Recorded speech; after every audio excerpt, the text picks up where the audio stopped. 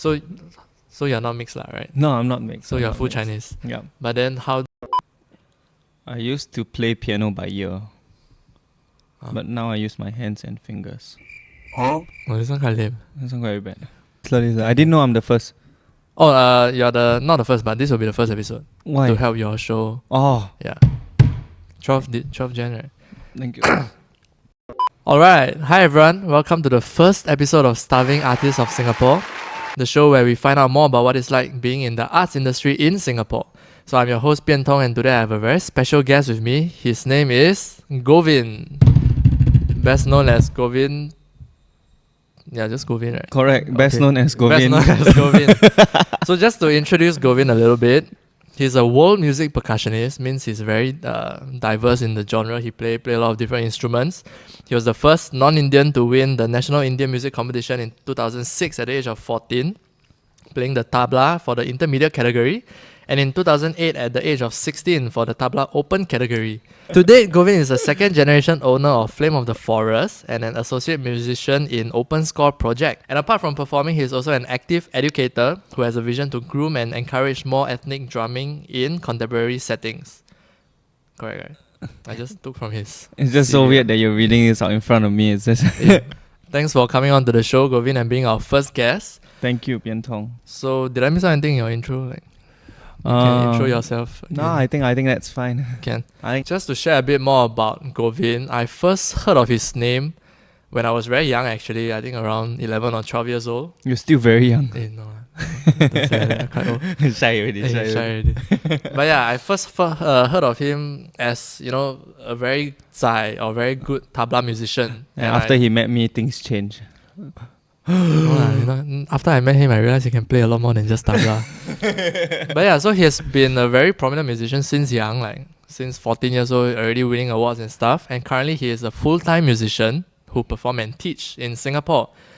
So why we have him here today is because, in Singapore, arts are like listed as non-essential, and there's this whole perception that artists in Singapore don't really make a lot, right? Like it's not like a attractive career option. So today we are here to find out more about how Govin has made a career for himself and has made himself an established musician here in sunny Singapore. So let's start with, how did your musical journey begin? Like, how did you start playing? First of all, I wouldn't call myself an established musician or like I fully made a career out of this. That's what the established people say. I think I never had the thought that, like I wanted to take this to be a career. I think no one kind of start out playing the instrument thinking like, you know what, I'm going to be a full-time musician and going to make a lot of money from this, I think the first thing that comes to your mind, why you want to play music. Like music don't usually equate to money. But the first thing that came to our mind, or my mind, was that I like this instrument, I like the sound of it, and then I wanted to play it. I think that drives most of that journey. So the passion, the love will drive all this journey. And then slowly along the way, people also recognize that love and that passion and that joy that we exuberate when we play or when we speak. And I think that pretty much helped the journey along the way. Because I never actually thought that, maybe I would be a musician at all. I just wanted to play. In fact, when my father first taught us this instrument, I think he also never had the intention for us to be full-time musicians. It's more like I just want to share something I love with the ones I love. And through that journey, I think slowly it picked up. So your dad was the one that introduced the tabla to you? Yes. Actually, my dad was the one who introduced instruments to all of us. So he can play all these instruments? Yeah, Oh. He can. He started me off on the sarod, which is a North Indian instrument. By the way, there are a few North Indian instruments in Singapore that nobody plays. Sarod is one of them. Sarangi is another one. Rabab is also another one, which is quite cool, But my dad was exploring, playing around with the sarod at that point of time, and then he started to share that with me. And I guess I didn't really much liked it that much. So he changed it for me. He changed it to the sitar. And apparently I also didn't like it. Then he changed it to the guitar. Apparently I also didn't get into it. Strings, no. And then after that he just thought, okay, why not the tabla? Because my brother is already playing the sitar, and the natural accompanying instrument for the sitar is the tabla. Okay. So he just taught me the tabla. And then because my father is a sitar player mainly, so he had a best friend, Uncle Chandra. I call him Uncle Chandra. He plays the tabla, so he got Uncle Chandra to come and teach me. And from 12 years old onwards, I think I stuck with the tabla throughout all the way until now. And then through that journey, I managed to find many, many people in the art scene here that have inspired me in many, many ways and has opened my eyes to the world of music and, more importantly, to the world of ethnic percussion. And so along that journey, I start to pick up different instruments. Most of the time, I will buy them first without knowing much about that. And I will play with them for about a few months. And then after that, I realize, oh, actually, I don't know anything about this. Come. Then we will dig inside, dig lower, dig deeper, find out where they come from, what is it for, what's the purpose of this instrument, what is the sound. Then the real journey starts. But I also do not want to discredit the explorative journey of just having fun with the instrument. I think that journey itself is what builds the love, the passion, and the interest. So you mentioned like, first you started off with Indian instruments. So interestingly, you actually went to India to learn these instruments, right? Yeah, I did. So when I was younger, at one point of time, after my father started teaching me, and then he introduced Uncle Chandra to continue my growth, my journey. And to a certain extent, to a certain point, my father decided like learning here, where we come from is good, but let's go and learn from the origin, from the source. So because my father had opened multiple doors in India through his own journey as a sitar player, he managed to find many different gurus in India.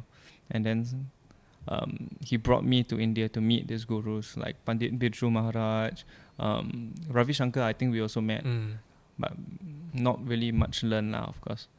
And then after that, he found one teacher for me, which is Guru Jagjit Singh, which is not the singer Jagjit Singh, but is a tabla player Jagjit Singh. There's a singer, there's a really, really famous singer, Jagjit Singh. So my journey carried on from there. And at one point of time, my father would usually bring us there. I think during school holidays, he would just leave me and the people in his house or in a hotel room. What happened is the teacher will come over and we'll play from morning to night. And lunch, we go out, eat, come back, play again. Dinner, go out, eat, come back, play again until morning. So this is a very, very intense training. And at the point of time, I don't think I was a very smart kid, but I was a very obedient kid to my parents. So they said play, oh, I play. Oh. You said eat, oh, I go eat. Oh. Yeah. So all this while happened while you were still in Singapore's compulsory education system. Yes. Yes. So when did you realize like, hey, maybe I can make a career out of this? Well, I never actually thought I want to make a career out of this until a very much later state, right? I still just wanted to learn. And when I was younger, I didn't think much about like the money aspect of things. It's more when we gathered, me, my brother and my cousin, like the earliest Flame of the Forest, all we wanted to do was hang out, play. If we play a CC show, we will get, like, my dad would give us $50 each. And then we'll take the $50, then we go eat McDonald's or we go out cycling after that. Yeah. So that was what we were looking forward to. Not so much the music, not so much anything else or the performance. It's more like, yeah, we get to hang out with each other and play. Then after a while, all this starts to build up, it starts to get traction. And I think through the encouragement of my parents as well as the positive encouragement of the audience, right? I think we felt more validated in this aspect of our journey. So we felt like, hey, maybe this could be something we could do, you know? And then I think slowly as this builds up, we gain more courage to say, maybe I want to do this full time. So was there like a particular point where you got picked up by some like news agency or somewhere in Singapore that like helped you launch or like springboard yourself as a musician in a more concrete and established way? I think the competition did help. Mm. I think also being a novelty Chinese playing Indian instrument really helped to put us a little bit in the view of the audience or the rest of Singapore, right? And I think that helped us gain more traction.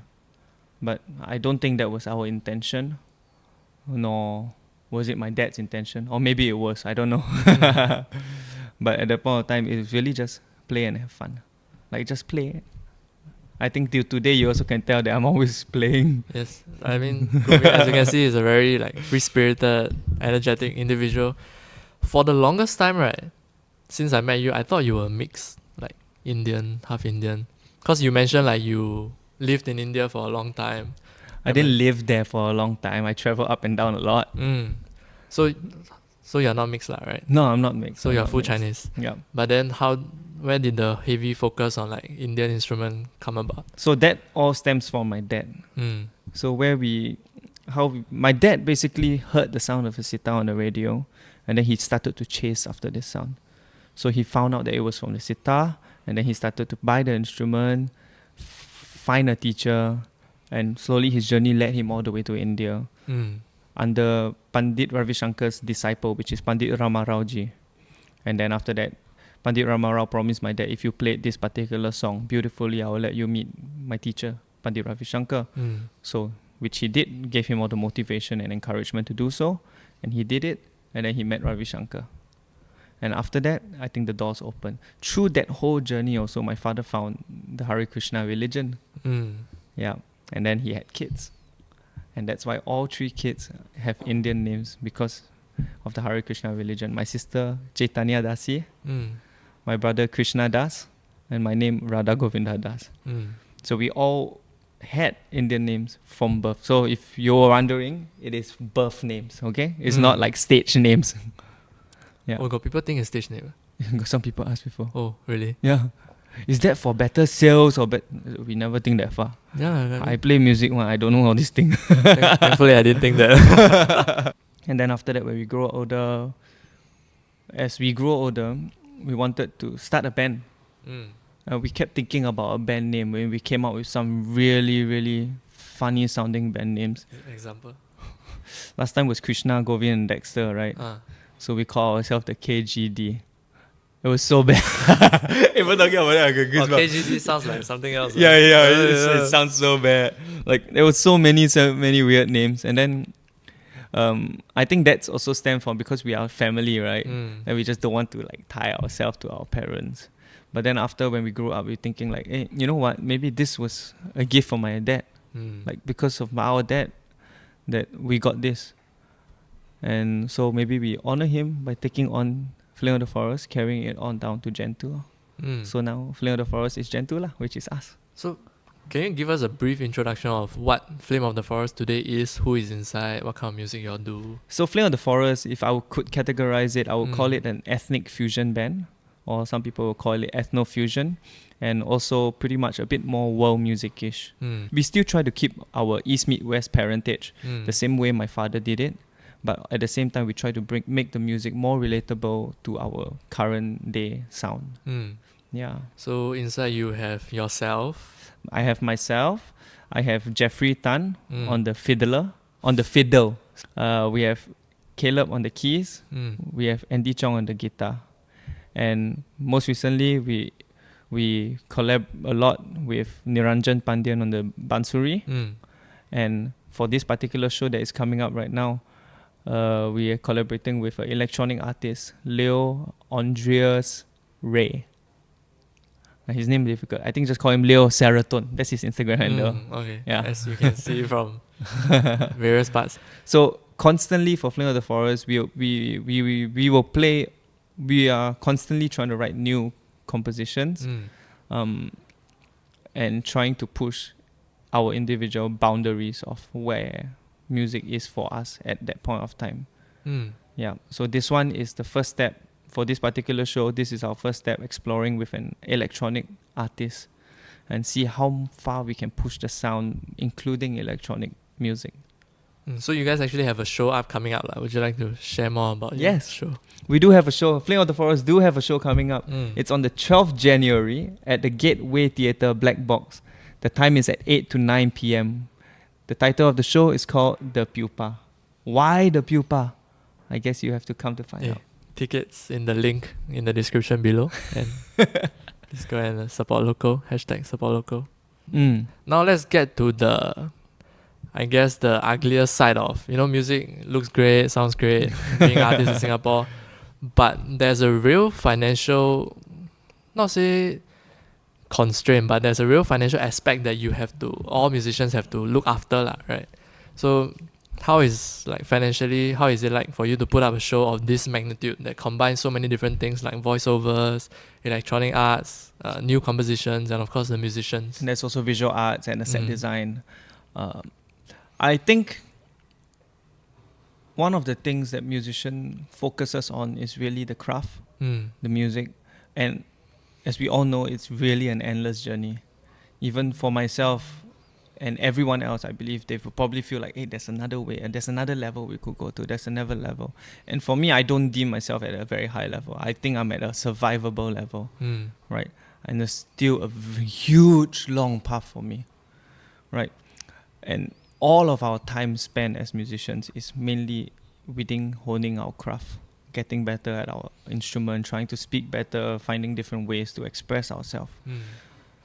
So much so that we don't really focus on the other aspect of music, which is, in a layman terms, we could say the business aspect, which includes marketing, which includes financial planning, which includes negotiation, and organization of your assets or structures right, on the business side. And I really, even myself, I feel a big struggle doing it, because once we step into the other world, wow, it's a lot of new learning to learn and a lot of mistakes that will be made as with starting any other business. But it's a whole new journey I got to say. So for this upcoming show, right, is it projected to make money or lose money? Well, if you don't mind sharing. If I can be honest with you, but this show we are losing, right? And we are losing big also. Roughly. But the idea is, we want this show to happen more, and we want to share this with people more than we want to earn the money. I think that also stems from where we come from as musicians or even creators or art makers in the first place. The reason why we do it, what we want to say, I think overrules the financial aspect of it. And sometimes that can be seen as, wow, that's great and noble. But that also, on the flip side, from the business perspective, you say that's silly. That's unrealistic. So the balance of that is really tough. That's why everyone please go and support. Please buy tickets. I buy already. See you there. Down there. Yes, correct. Down there. So was there this is definitely not the first show you did. When did you first realize there's a real survival element to making music? It's not as fun and games as, last time when your dad would bring you guys around. Actually, the big realization, because I think I was pretty comfortable before COVID. Okay. Before COVID, I was very happy with where I was at. Every week I get to play, I get to meet some friends, I get to play new kind of music, Where you get to play? I don't know where also. There's many different places we play. Gigs. Gigs. Coming right? Yeah, there's a lot of gigs, festivals, events, productions from different sources And I'm very blessed to be able to be part of them But once COVID hit, boom, nothing came, right? So before that, I was very comfortable with life. I was very happy with what I was earning. I was very happy But when COVID hit, all this cut already. Then I was like, oh, what do I do now? So there are two sides to this coin of COVID. There's one side which there's no more financial, there's no more income, right? And that put a little bit of panic and a little bit of strain. But on the flip side, it gave me a lot of peace. So because of that free time that I have, I managed to pick up like playing a little bit of the piano. I started to learn how to compose using my own thing in Logic, and write a bunch of tunes. I even tried to be a singer-songwriter. I've literally, I think, how many months lockdown? 2 months. 2 months. Yeah, I think 2 months. I think with 2 months, I wrote 6 instrumental songs and about 12 very, very bad singer-songwriter songs. You write the lyrics yourself? As also. Will we ever get to hear them? No, you will never get to hear them. Even I don't want to hear them. If you want to hear them, maybe if this video hits how many? Please don't yearn to hear them. No, don't hear them at all. I won't even release them. I won't even want to hear them myself. Yeah, but it's just a little venture. And then what happened is I started to write songs, and then after that, because of my circle of friends, I've also been introduced to what it means to do a production or what it means to curate your own things, right? And then I said, I wanted to try, I wanted to help. And do you know who's the person that brought me into this? You know who? Gildan Chu, correct. Chu Wei Kang. Show his face here. Yes. No, big, show his face big, here. big one. Yes, can. Chu Wei Kang. Hopefully we'll have him on this show next time also. Yeah. So because he was involved in a lot of this production making, shows making, and then I was with him also through that journey. And I learned like, maybe that's something I could try. So the first one I did, I think was arts residency. First one I did with someone gave me an opportunity to do what I wanted. And then I tried just doing a duet for the NAC Arts in the Living Room session. Then I did one with Kailin. Yeah. And then after that, I thought like, maybe can let's try. So I got Wei Kang, I got Gildan to help me and show me the ropes of how to do this. Then I got myself a residency in Punggol Safra, right? And I had me, Kailin, and Gildan on board that journey, right? So that generally sparked that journey of, actually, this is a possible thing. And better than that is that I get to do what I want, to say what I want. But of course, the responsibility is heavier lah. The amount of things back end you got to do is worse lah. The amount of papers you got to write or to propose or to account for is heavier lah. But you get to do really what you want.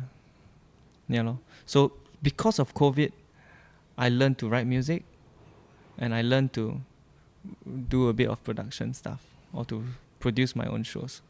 So COVID was sort of like a cocoon for you to rediscover. So that's where Pupa came about. It really is. Yeah, Pupa also stems from that kind of journey, because in that silence, in that peace, in that serenity, you really find a lot more things to do. Sometimes you just need time. And in our times, especially in Singapore, I can't say for anywhere else in the world, right, that there is this social pressure to be good, to be better, to be doing a lot, to be making more money. That's how success is valued. Defined here. Right? But maybe just a little, share a little bit more time with yourself, for yourself. Try to ignore the rest of the world a little bit once in a while. Choose your path lor.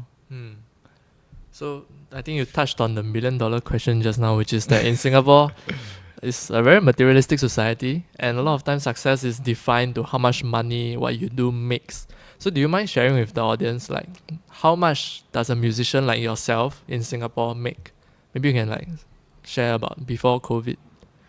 Actually, to be honest with you, I don't know. Because again, musicians, we really we don't count money. Okay, thanks. To be honest, sometimes we say musicians don't make money. It's true to a certain extent.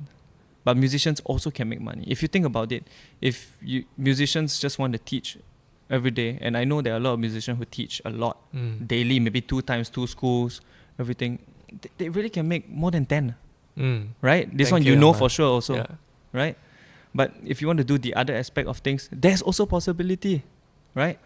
But then the musicians like myself would do things like maybe I would value friends and work and passion more than money.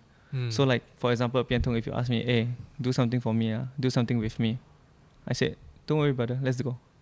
We won't even talk. We won't even exchange this idea about how much, how long. The most I will exchange with you is when is it? Rehearsal. Yeah, because that schedule is we need to be tangible lah. Because otherwise, if I double book, which happened many times, I apologize to that and to all those people I double book. I'm so sorry. Last time, I don't do that as much anymore. But recently, you also the show we did. Almost. Also, you ended up going for Paper Which Monkey. Did you go for the recording? I thought you double booked the day after the show. I think I did. Oh, then which one did you go in there? I didn't go for the Paper Monkey recording. Oh, okay. Because no need, you're not there. Ah, okay. Flashback. Because 1 month ago, right? I think so. Yeah. So technically not double book. But life works in an interesting way. Correct. It will always sort itself out. Correct. Wise quotes from Guru Govin. Quotes with Guru Govin. Yeah. But the thing is, I really enjoy it. I really enjoy the life, the process. I have to make my own decisions in the day. What do I want to do? I have that freedom. If I want to go out and eat all the promos in the lunchtime promos from the restaurant, I could do that. You know? But then again, throwing things at the wall, see if it sticks. So you go cut later. Yes, correct. Editor, please do it. Actually, I also don't know who's editing it now. But okay, before COVID... Editor using phone already. Editor? Oh, they are not editor.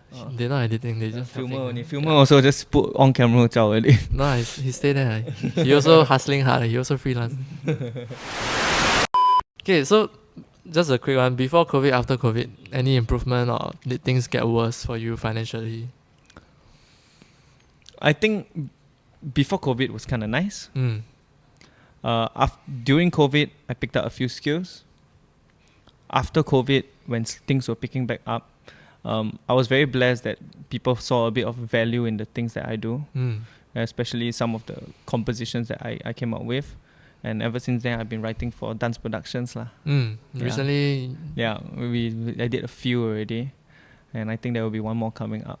And that just, if you're thinking about financial aspect, that becomes bringing another source of finance. Income. Yeah. But more or less, I think the writing process is quite fun. Can be also quite tiring and strenuous. Because it's not just composition, it's like really producing the whole track. Every single note, every single sound. Yeah. So it's time consuming. So do you mind us using your composition as the outro to this video? Can. Okay, can. Later you'll get to hear his. It's quite nice. I heard it. He showed me. He was very excited when it published. Okay, so now we're gonna move on to some other questions, which is first of all, how did the pink hat come about? Because every other time I see you, it's either pink hat or So pink hat. Where do you get that? You know, I was traveling actually with my partner, and she wanted to go to Korea, but I've been to Korea so many times. But all those times were for shows lah. Oh, I think at least more than 5 times. Right, every time I go to Korea, I didn't really explore the place. So I was like, we went to Seoul, we went to Busan. I think those are the 2 places I went only. And then Amanda said she wanted to go to Korea, so I was like, very boring. I go so many times, nothing there one. Then after that, she said, but she really wanted to go. So I was like, okay, let's go. So we went there. And I think it's because that when I'm usually going there for practice, for performances, what I like to do is I like to just stay in and practice the whole day because I don't like to go out as much. But when I go out with Amanda, then she wants to go out, so I follow her everywhere. And that was the first time that I actually saw Korea. Oh, okay. And then I saw so many beautiful things. I saw so many beautiful cafes. And then I chanced upon one hat shop. I saw this hat. I was like, this looks like a cool hat. I tried it. And I think this particular Korean hat shop has the best fit for Asian guys. Why? I don't know, or maybe just for me. I don't know. I think most hat has a lot of like crumple, a lot of wrinkles, a lot of funny thing. But this particular one fit. So I like, should I get the white, black, or pink? I stood at the shop because sometimes I can be quite indecisive. I stood at the shop for an hour. 1 hour. 3 colors. Nice. I don't know. I left the shop without buying the hat. Oh, 2 days later, I kept thinking about it. I was like, okay, I gotta go. that's how you know you like really want it. It's, Yeah, because I don't spend a lot of money, to be honest. The only money I spend is on drums. I don't spend on food at all. oh, okay. Yeah. Yeah, actually he's the real starving artist. He usually don't eat one unless like people buy food for him. No wait, there's a different different reason. Exposed. I don't eat because I cannot shift my mind to go into eating mode when I'm working. When I'm practicing, I Real really want to professional. be inside. Then I cannot get out of it. When I do like admin stuff, I just cannot. I want to also. I will feel very hungry, but I don't know. I don't know Finish how to. first, then go I eat. don't know how to switch. So if I don't finish, or at least meet the mark that I said that I want to hit, I cannot do another thing. Yeah. Then if you pull me out, like my partner will do, she'll pull me out, force me out. Gildan also will do that. He will force me out, and then I will be like very irritated and agitated. But after a while, I'll feel like, thank you for getting me out of that. Because I really feel like it's really stuck. Me myself stuck inside the zone of trying to get things done. Often you'll still be on your phone working lah, right? Yeah. Like just now when we were just now eating. when we're eating, he was using phone. We talk to him, he won't hear you. He bits and pieces going only. Then after, okay. I apologize for that. No, it's Thank you okay. for the food, Yeah, Pian Tong. you're welcome. See, clearly that I don't buy food. Pian Tong bought food for me. Thank you very much. Because one of us is the fat one. Muscular, like, no. Which is the coolest, other than the rainforest one, which is the coolest, most memorable production you worked on? I think the rainforest one, the Flame of the Forest was the coolest in terms of venue and crowd, right? But every other one, I think, most travels is about the people. It's not so much about the work. That's why I say I like to play, right? So my focus is really about hanging out with the people, playing with the people. The music and the production is a bypass of me getting to do the hanging out and playing. Yeah. Can you tell us more about like your time in LaSalle? Because looking at your CV, right, it says Bachelor in Jazz Performance, right? Right. So, I mean, so far we've talked so much, but we haven't touched about you and jazz yet. So, like, what's going on there? Like, So me and Jazz was a you play drum set. match made in hell. Oh, okay. Right. My intention was actually after poly in Republic Poly, which I enjoyed my time there. What do you study? BMAT? DMAT is SP. Oh. RP is Sonic Arts. Ah, okay, but along that. In Republic Poly lah. Right. After Republic Poly, I wanted to actually travel overseas to find something where I can learn like ethnic music. I was also treading about the realms of ethnomusicology until I understood what ethnomusicology means. It means studying papers and writing stuff. And then that went out the window. Right. So I wanted to travel overseas to learn more ethnic music. And then my parents said, you know what, just stay here. Find something here, Oh, you know. okay. So being a good boy, Stay lah. I stayed. And then I was thinking about where are the local schools that I could go to, you know, that has improvisation as an element. Because that's mainly part of my thing. I don't read. So I tried to apply for LaSalle in the degree course. Because after diploma is degree, right? The only improvised is jazz lah. Yeah, the only improvised one is jazz. Ding, ding, ding, ding. Yeah. I didn't know anything about jazz, nor have I listened to a lot of jazz music then. Because that time music was not of interest. It's hanging out and playing, right? And finding a girlfriend. Oh. Last time only. Last time only. Last time only. Now not anymore. Have already. Now have already. Now Engaged. focused. Engaged already. Engaged already. Got ring? She got ring. I got engaged. Is I give her. Oh, yeah. Sorry. So, I went into LaSalle really like diving into the deep end of the ocean. The unknown lah. Yeah. So I don't know much about swing and especially drum set, right? So I went into, because I thought about it. Why do I want to audition inside as a tabla player or as a percussionist? But then there is no much value to as a percussionist there, because everyone are drummers. I think if you want to immerse yourself into a new language, into a new something, you just go lah. Just learn what they speak. If you want to speak to a French person, speak to them in French lah. I don't speak to you in English. So that we really understand the culture, right? You get to learn something new. Yeah. So I decided, okay, I'll audition with drums. So at the time I auditioned, I used the drum set, right? Because I wanted to assimilate myself into the school, into the jazz school, into the jazz, not jazz scene lah, trying to fit into the course, right? I could play a little bit of drums, but for example, like in drums, there's this rudiment called the paradiddle. Like I knew what this paradiddle was. Right. Left, right. I knew what it is. I never knew what it's for. I knew single stroke, I know double stroke, I don't know what it's for. I've never had that kind of experience. Or I went into school, I ding, ding, ding, ding, and that is like, oh, jazz. Walk the dog. Yeah, but it's not just that. After a while, after I got into school, I realized and I learned, right? So I went into I would dive into jazz school, and I can honestly say I just tread water only. In fact, I drowned many times lah. I drank so much water. Stay hydrated. So I don't exactly call myself a jazz musician. Although because of that path that I walk, I do listen to a lot of jazz right now. And I really do love the genre of music. But I won't call myself a traditional jazz cat lah. Meow. Yeah, meow. So, okay, moving on. It's the year 2024 now when this video comes up. And we are actually both involved in the upcoming Chingay. Yes, right? we are. Yeah, I think it's in January, right? I don't even know whether you can say this. Is it allowed? Your PDA? Robbie said can. Yeah. He's Sure. coming on this show also. The music director said can. Okay, so I guess we can. can say lah, huh? So Chingay will be featuring a lot of, as per normal Chingay, we will feature all the different cultures, heritage, art forms that Singapore has to offer, ranging from jazz, classical, ethnic, traditional, right?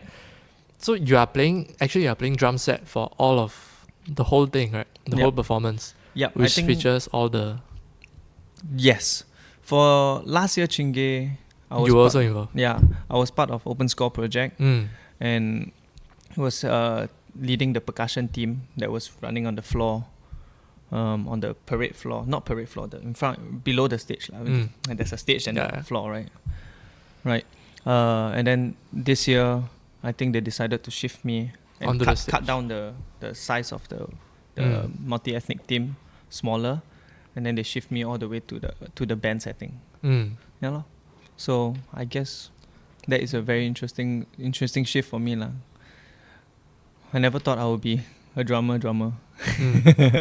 You continue growing, continue learning. Yeah, just that's why I say these things just come along the way, and just keep loving what you do. Oh, I remember what I was gonna ask just now. So a few days ago I just recorded for Chingay lah, the jazz segment on saxophone, right?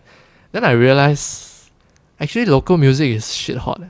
It's like a lot of talented people. Like I heard the theme song, one of the writers of the theme song, Tangy Boy, a local rapper, he's also coming onto this show. The director also coming on, Robbie. So Chingay. But yeah, like I didn't realize that. I knew local artists were good, like yourself, other instrumentalists that I know, but I never knew like pop music was so good. Like not just pop music, but like we had so many talented musicians everywhere lah. Then why is it that, or rather, why do you think is that Singapore art scene is still like need the support local label, like need to beg people to go and see local stuff, things like that? Well, first of all, talking about musicians and a lot of artists here in Singapore, I think a lot of our locals don't know that a lot of our local musicians here, let's talk about the music perspective only, are the ones actually writing the music for a lot of big stuff. Even like some of your handphone games that you are playing now, League of Legends, all that kind of thing. You don't know actually is Singaporean written. Then some China artists where they play actually Singapore musicians sessioning for them, and they are constantly. What do you mean by sessioning for the audience out there? Means they are the bandmates lah. Let's say Ame. Okay. Let's say Jackie Chung, is it? Jackie Chung, Richie was Richie. Right. there's a lot of Singaporeans who are actually within this pop realm and are headhunted for this kind of thing. And they are proudly from Singapore. A lot of people don't know this. And then to answer your question about why we still are asking for support local artists, it might be, this is just my opinion and my take on it. Traveling a lot, seeing the world, especially Southeast Asia, every country has their own culture, has their own language, right? In Singapore, we can say we have our own language, Singlish, but I think we are only 58? 58. 58 years old. Same as my mother. We are only 58 years old. I think our culture is only developing. Like what we actually have right now, I think it's still going to grow into something that all Singaporeans would say this is ours. But we still don't know what it is yet. If we think about it somehow, if we say we are Chinese, Indian, Malay and others, like multicultural that aspect, but then each one of these stems from their own motherland. China, India, maybe Malaysia, and then others lah. Others is others, right? Everywhere else. So I think Singapore has, in my opinion, has yet to find what everybody or the collective feels like this is our home. You know, like for example, if you go outside, you hear a Thai song, then there's a Thai costume, there's a Thai language, there's a Thai sound, right? Even Japanese, there's Japanese traditional music. You talk about Indonesian, there's all the gendang and all that thing. They all have their own, even you see Balinese scale, they have scale specific to the region, specific to the country. You know already. Yeah. But Singapore, we have not established that. And I think that's the journey that we all have to find. And I think it's a collective effort. And I don't think, I don't know whether we will find it. Maybe this is our sound. And I think right now, most groups here that I know of within our circle are also somewhat trying to subtly find this along that journey. But I think it's generation worth of exploration before we actually find it something that clicks with the entire Singaporean. Yeah. If you think about it, I just went to Hong Kong. I think I don't know how long ago. All the Hong Kong people love their pop artists because I think it's also got to do with the language that they have established within themselves. Yeah. It's a culture. Interesting. The importance of culture. So do you have anything you want to say to our Singaporean audience? Like anything at all, maybe like support? Other than Pupa? I would say, you know what? Actually, if you guys have some time, go out and check out some of our local musicians, local acts, local production, theatre, musical theatre, drama, music. Most of them are free also. Scene. Yeah, most of them are free. But also try to support those that are paid, because being and producing these shows actually take a lot of time. We, Flame of the Forest, we started in March this year. Our show is in next year, 12 Jan. And we are still making a deficit, unfortunately. This year, 2024, 12 Jan. 2024. This will be released in 2024. Right? So, it's really quite tough. So, if you guys can support us and try to support all the other acts outside there. And maybe you can find actually there are really some really good gems that you can find in Singapore. Definitely. How do you find the drink? What do you drink? The coffee, right? I drink the coffee. How is it? I think it's very funny that you put a non-essential drink to make your day better. Yeah, that's the description. I think everybody should read this. You don't need this drink to survive. True. Like arts, you don't need it. Yeah, I mean you don't need it, but but you honestly just need water to keep that body healthy and running. But this drink will make your life all the more worth living. Like the local arts. Alright, so thank you so much for watching the first episode of Starving Artists of Singapore. Hopefully we can make a series out of this and feature all the amazing and talented local artists, not just musicians. but we are starting off with musicians because I've had the opportunity of meeting all of these wonderful musicians and working with them. That's why we are starting with musicians first.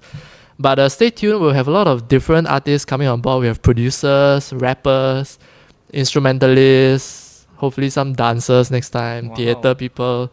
But yeah, thank you for watching. Hope you support this channel, and now I guess I'll move on to the sponsor segment. So as you can see, all of these drinks here, they are sponsored by really addictive drinks. And I must say they taste very good. They're made with fresh ingredients, like the coffee, it's real coffee powder and milk, which is also why they spoil, like they cannot be kept for too long because it's like no preservatives. But yeah, they are a company that focus on making drinks for you. So you have a company or you have an event that you want to, like, let's say create an event exclusive drink. As you can see, these drinks are exclusive for starving artists of Singapore. And yeah, you can come up with your own label. I included the tabla here for you. Yeah. I saw that. Yeah, there's like different. But yeah, you can, if you want to inquire more about their services and see what they have done for companies like Gojek, SMU, just to name a few, Soup Spoon. So you can check them out in the link in the description below. And if you want to like make your own drinks, feel free to reach out to them. And yeah, thank you so much for watching, and we hope you like this video. Comment who you want to see featured next time perhaps, and if you don't mind, subscribe so you can know when we drop new videos. Hopefully it's every week. Yeah, see if we can keep up. Yo. Yeah, thank you. Thanks for being our first guest. Support Govin in all of his socials below, and please hope to see you at Pupa. I think it's going to be an exciting show, and yeah, see you there. Thank you. Bye bye.